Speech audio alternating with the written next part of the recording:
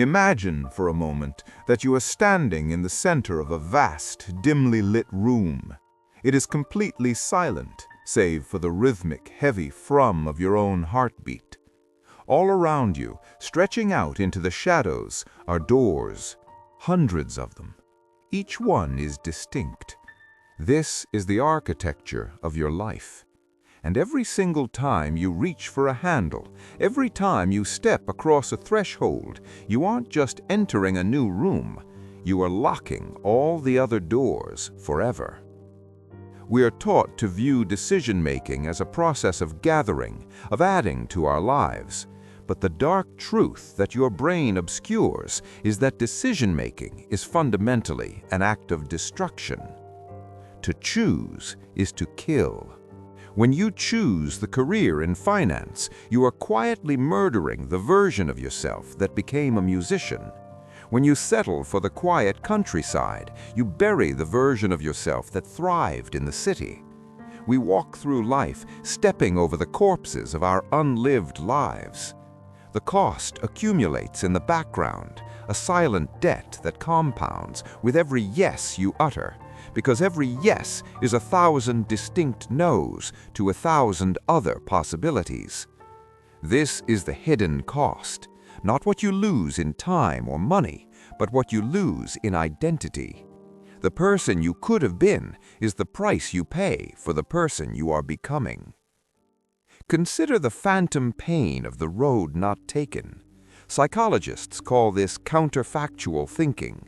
When you make a decision that leads to a difficult outcome, a stressful job, a hollow relationship, your brain immediately constructs a perfect simulation of the other choice. In this simulation, the other path is paradise. But this is a lie. The unchosen path always looks perfect because it never had to withstand the friction of reality. It never had to exist. This cognitive bias haunts us, turning our decisions into sources of perpetual regret, making us feel as though we have lost something precious, when in reality, we have only lost a dream. There is a terrifying stillness that comes when you realize you are the sole architect of your own limitation. We crave infinite options. We want to be everything, but to be human is to be finite. The hidden cost of decision-making is the acceptance of your own mortality. Every choice consumes a unit of your life force. When you spend an hour scrolling through content that numbs your mind, you haven't just wasted 60 minutes, you have spent a non-refundable portion of your existence on something that gave you nothing in return. That hour is gone. It will never return. And what of the decisions you don't make? The silence where a yes or no should be. Indecision is in itself a decision. It is the decision to let time choose for you. And time is a cruel master. If you do not choose to maintain your health, time will choose illness for you.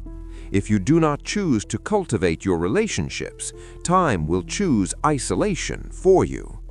The hidden cost of passivity is the slow, gray decay of potential. When you refuse to decide, you are essentially handing the keys to your life over to entropy. We must also ask, are these decisions even yours to begin with? We like to believe we are rational agents, but look closer. How many of your desires were manufactured by someone else? We do not want things autonomously. We want things because we see others wanting them. You chase the promotion because your colleague wants it. You buy the house because it is what a successful person is supposed to own. The hidden cost here is authenticity. You are spending your limited life currency to play a game written by advertisers and societal ghosts, running toward a finish line you never actually wanted to cross.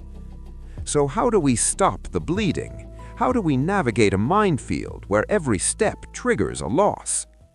The answer lies in history, in one of the most brutal displays of decision-making ever recorded. In the year 1519, Hernán Cortés landed on the shores of Veracruz with 600 men. They were facing an empire of millions in a land they did not know. The men looked back at the ocean, at their 11 ships bobbing in the harbor. Those ships were their safety, their escape, their link to the past. Cortés knew the psychology of the human mind. He knew that as long as the option of retreat existed, his men would never truly commit. They would fight with one eye on the enemy and one eye on the boats. So he gave the order, not to attack, but to burn. As the flames consumed the wood and the sails turned to ash, the men stood on the beach and watched their only exit disappear. The message was absolute. There is no going back. The past is dead. The only way is forward. They would conquer or they would die. This is the reframing we need. We must stop viewing the unlived life as a tragedy and start viewing it as a sacrifice. A sacrifice is not a loss, it is an offering. It is the conscious act of burning the ships. When you decide, you must mourn. You must allow yourself to grieve the doors you are locking. Acknowledge that the other path might have been beautiful, and then light the match. When you eliminate the option of retreat, when you destroy the what-ifs, your brain stops scanning for the exit and starts focusing on the mission. The anxiety of choice evaporates, replaced by the clarity of commitment. The ultimate hidden cost of decision-making is only tragic if you refuse to pay it. If you stand in the threshold, paralyzed, trying to keep every door open, you pay the cost of having lived nowhere. But if you pay the cost willingly, if you say, I choose this pain, I choose this struggle, I choose this specific, limited, imperfect life, then the cost becomes an investment. You are no longer a victim of your choices, you are the owner of them. The weight of the door closing behind you is not the sound of a prison locking, it is the sound of a foundation settling. You have chosen your burden, and in a world of drift and distraction, there is nothing more powerful than a human being who has accepted the weight of their own path. Walk through the room, pick your door, turn the handle, and do not look back. The dark hallway behind you is not filled with ghosts, it is simply empty space. The only life that is real is the one you are building right now with the decision you are making in this very breath. Make it count. If you are ready to stop drifting and start facing the uncomfortable reality of your own mind, you have found the right place. Subscribe to Dark Truths. We don't offer you comfort here, we offer you clarity. Join us and let's unlock the next door together.